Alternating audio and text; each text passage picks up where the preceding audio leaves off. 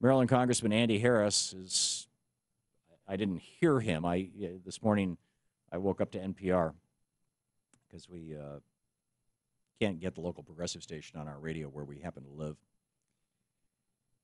And they were teasing the fact that in the next hour, and this is the local station, that in the next hour they, rather than having the mayor on, who's really upset that some crazed Republican in Congress has said, no, we're gonna shoot down the decriminalization of pot in D.C. Instead of having the mayor on, they decided to have on the Republican. Hey, it's NPR. Republican is coming on soon. Yeah, it's like following the footsteps of Meet the Press.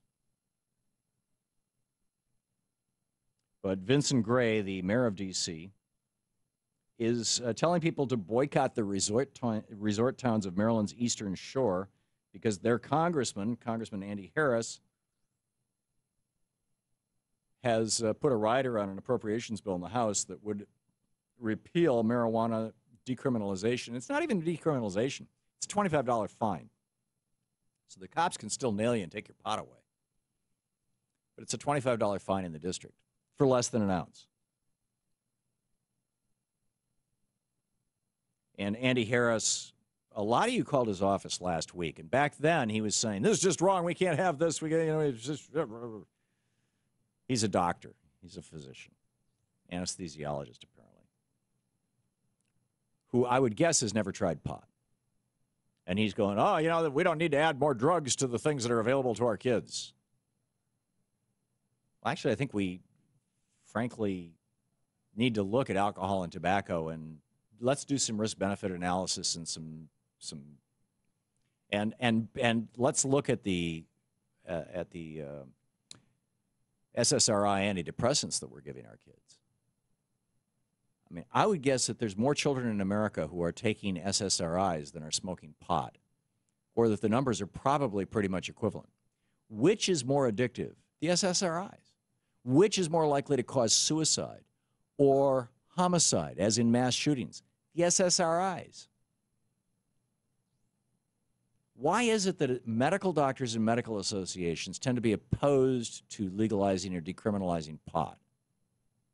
Could it have something to do with the billions of dollars that are made by the pharmaceutical industry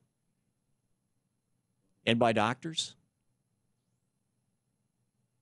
Passing out these in many cases, I realize some people benefit tremendously from SSRIs. I don't want to knock an entire, these are the Prozac kind of family drugs.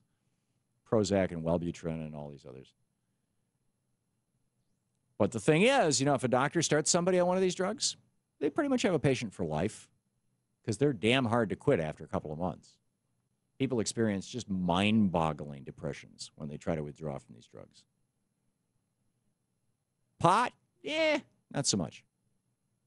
Some people get habituated to pot. Yeah, but it's a very small number, and there are no physical withdrawal symptoms. You can actually have physical withdrawal symptoms from SSRIs. Or the older antidepressants, the benzodiazepines, the Valium family drugs. Doctors used to pass those things out like candy in my parents' generation back in the 50s, 60s, and 70s. Mama's Little Helper, Rolling Stones wrote a song about those drugs, about the benzo drugs. They cause people to have, when people withdraw from them, they experience electric shocks in their brains. But we can't have marijuana. It's a terrible thing, terrible thing.